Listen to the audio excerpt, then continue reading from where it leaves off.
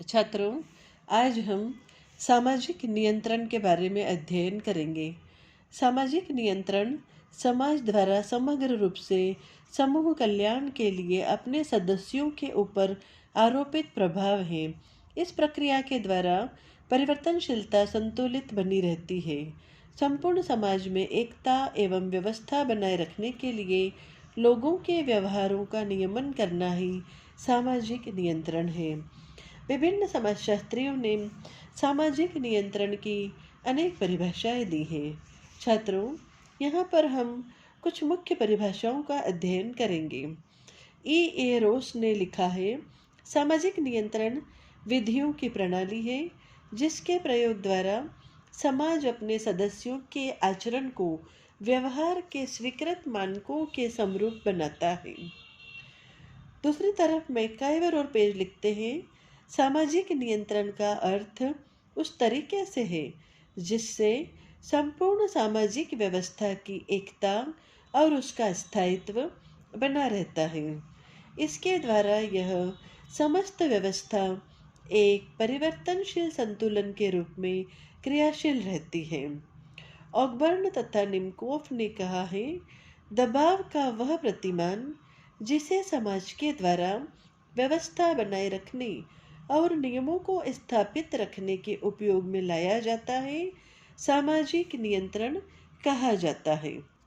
जब से समाज का अस्तित्व है, तब से सामाजिक नियंत्रण का किसी न किसी रूप में अस्तित्व रहा है।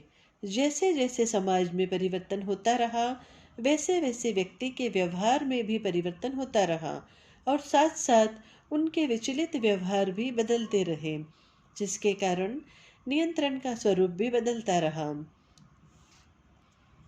प्रारंभ से ही कई विद्वानों ने सामाजिक नियंत्रण की चर्चा की है, जैसे प्लेटो की पुस्तक रिपब्लिक, अगस्ट कॉम्टे की पॉजिटिव फिलोसॉफी आदि में सामाजिक नियंत्रण का उल्लेख मिलता है।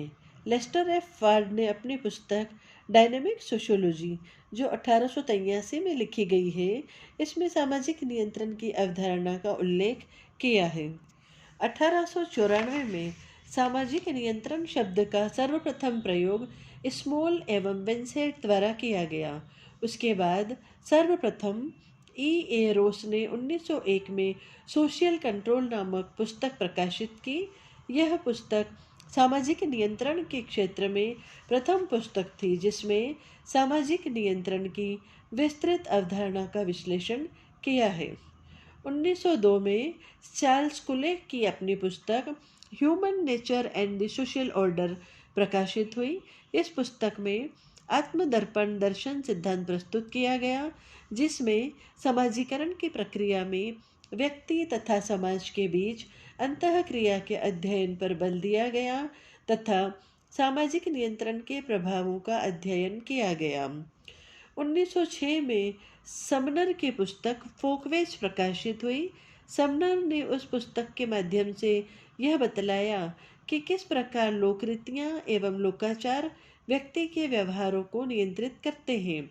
उनके अनुसार सामाजिक व्यवहारों को लोकरीतियाँ एवं लोकाचार निर्धारित करते हैं कि कौन सा व्यवहार स्वीकृत है अथवा अस्वीकृत।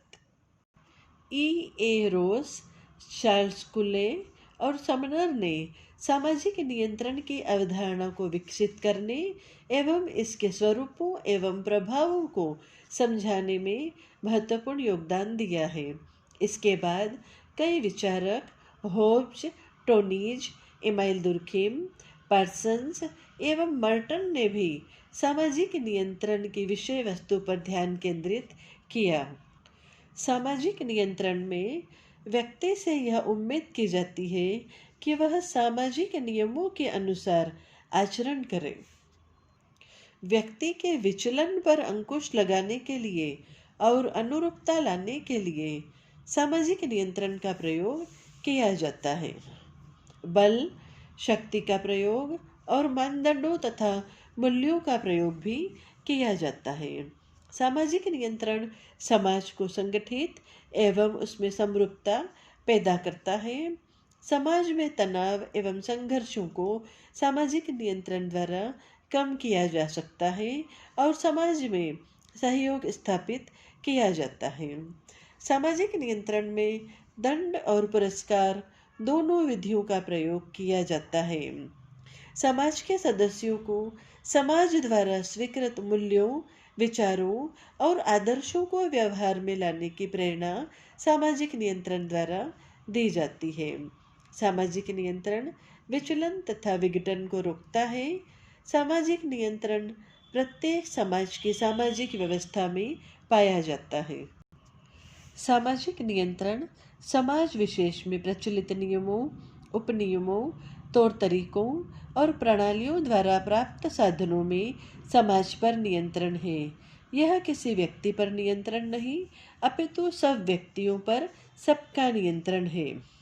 सामाजिक नियंत्रण विधियों की प्रणाली है जिसके प्रयोग द्वारा समाज अपने सदस्यों के आचरण को व्यवहार के स्वीकृत मानकों के समरूप बनाता है। प्राचीन व्यवस्था को बनाए रखने, सामाजिक एकता स्थापित करने, व्यक्तिगत व्यवहार को नियंत्रित करने और सामाजिक अभिमति प्रदान करने के लिए सामाजिक नियंत्रण की आवश्यकता पड़ती है।